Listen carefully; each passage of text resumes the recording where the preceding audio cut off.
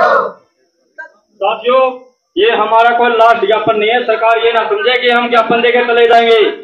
हम और कॉल करेंगे और जब तक उनका जो जितनी हमारी बहन के साथ ऐसा किया है ना, उसको हम नंगा करके ही छोड़ेंगे। और प्रशासन अपनी भूल में न रहे। कदे ये वर्दी दादागिरी के लिए नहीं दे रखी, ये हमारी सुरक्षा के लिए दे रखी है।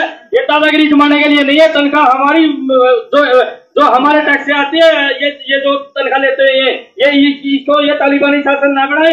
और चेतावनी देना चाहते हैं तो छोटा आंदोलन है हमारा। हम कैथल के एसपी और डीसी के ताला लगावाएंगे करता है। कदे ना अपनी सोचो भाई छोटी बात है। पूरा हरियाणा पूरा से काम कराऊंगा मैं। सेक्रेटरी में ताला लगाऊंगा। एसपी जब महिला होगा, एसपी और डीसी एक महिला की सुरक्षा नहीं कर सकती, उसी हमारे जो बहन को वो आदमी मारते हैं।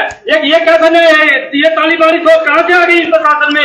हम चेतावनी देना चाहते हैं कि हम पूरा कैथल को जाम करेंगे दोबारा से। हम अगर हमारी बहन को न्याय नहीं मिला, ये चेतावनी देना चाहते हैं हम।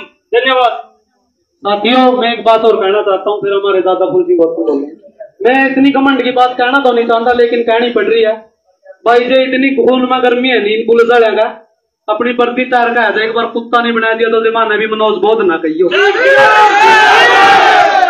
वर्दी तार का आजाद लड़ना है। अरे एक लड़की का थाना मर्द नहीं हो सकता और अभी कमरा में बंद करके छेकता है। यह मर्दानगी नहीं है। ठीक है, रिमांड ले लो, मेरा बरका का भी ले लो, ले इसका पुलिस रिमांड।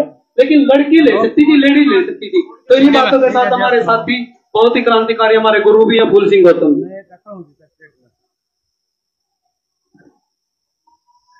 बहन ममता, हमारी बेटी के साथ जो शर्मनाक घटना हुई है, उनके परिजनों और विभिन्न संगठनों से आए हुए एसपी को मिलने के लिए जो साथी आए हैं, आज दोबारा फिर, इससे पहले भी बहुत घटनाएं हुए हैं, लेकिन ये घटना जो हुई है बहुत शर्मनाक घटना है।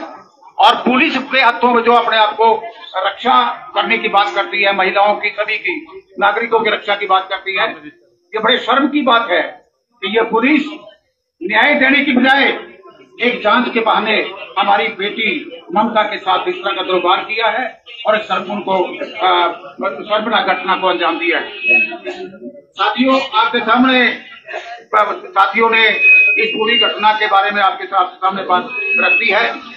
हम आप एसपी साहब को न्याय के लिए एसपी साहब को मिलने आए हैं। हमें उम्मीद करते हैं कि एसपी साहब इस घटना के ऊपर पूरी जांच करके और पूरी तरह मतलब इसके ऊपर ईमानदारी से काम करके हमारी बेटी ममता को न्याय देने का काम करेंगे।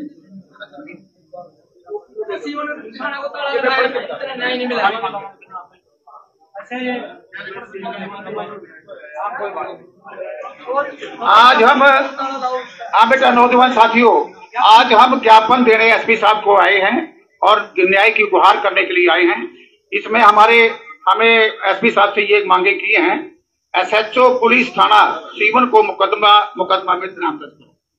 पूरी जिम्मेदारी थाना का जो इंचार्ज है उसकी पूरी जिम्मेदारी है और उसकी रहनुमाई में भी मतलब बेटी के साथ ये अत्याचार किया गया है। एसएचओ पुलिस थाना सीवन को मुकदमा में नामजद करो। सभी दोषी पुलिस कर्मचारियों को तुरंत गिरफ्तार करो। ये हमारी पहली मांग है। पीड़िता का मेडिकल उच्च मेडिकल संस्थान में दोबारा करवाया जाए, वह उसकी वीडियोग्राफी कराई जाए। कल हम मनोज बौद्ध और दूसरे साथी हमारे गए थे, डॉक्टर से मिले थे, लेकिन डॉक्टर के पास कोई ज्यादा संतोषजनक जवाब नहीं था।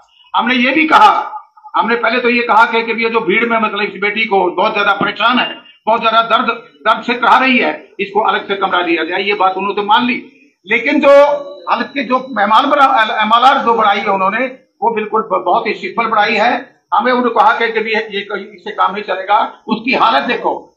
बड़ी बात तो ये है कि जब मान लिया उनका ब्लड भी आया बेटी का मार के दौरान, और ये मामला जाना चाहिए था किसी गायनिक डिपार्टमेंट को।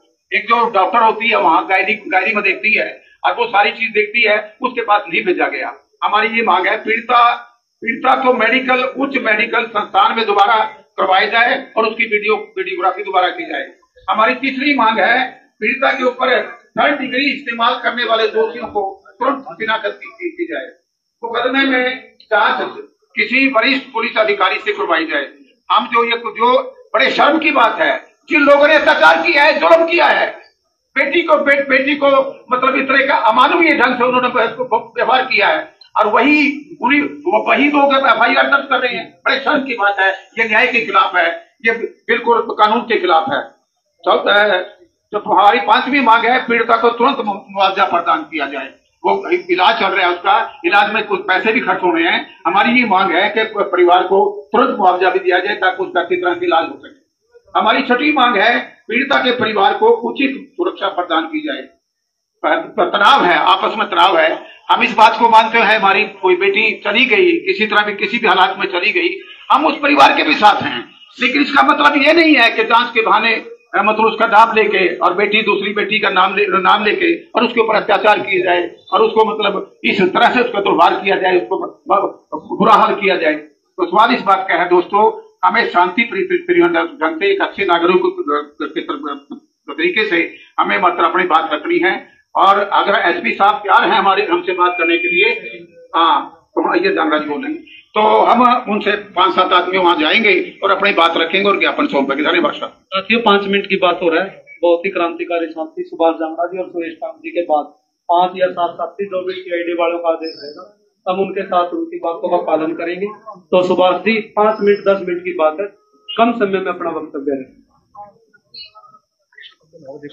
साथियों, हमारे देश का संविधान है, सबको बराबरी के हक और अधिकार देता है, और उनके आर्टिकल में बकायदा लिखा हुआ है कि वो जो महिलाएं हैं, जो बुजुर्ग हैं, जो बच्चे हैं, उनको अगर सुरक्षा देनी है वो पुलिस की ड्यूटी लगाई है साथियों, स्थानीय पुलिस की। और अगर बाहर का आदमी कोई अटैक करता है उसके लिए सेना की ड्यूटी लगाई हुई है। तो हमारे देश का संविधान जब सबको बराबरी का हक और अधिकार देता है, तो ये कोई पहली घटना नहीं हुई साथियों। आप देखिए, उन्नाव में देखिए, जब से ये सरकार आई है, आप उन्नाव में देखिए, आप हाथरस का कांड देखिए, आप जलोर जैसी घटना देखिए, आप तमाम देश की घटनाएं देखिए, मतलब हमारे लोगों के साथ ये घटनाएं घट रही है।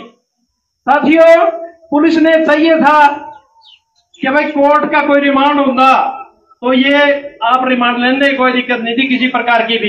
एक अकेली महिला को आप पीछे वाले कमरे में लेकर के, जबकि वहां CCTV कैमरे लगे हुए हैं, आप एंट्री पे एग्जिट पे देखोगे वहां CCTV कैमरा लगा हुआ है, हवालात में देखोगे वहां CCTV कैमरा लगा हुआ है, और उसके बाद वो पीछे ले जाकर के उस महिला के साथ इस तरह के अत्याचार करते हैं।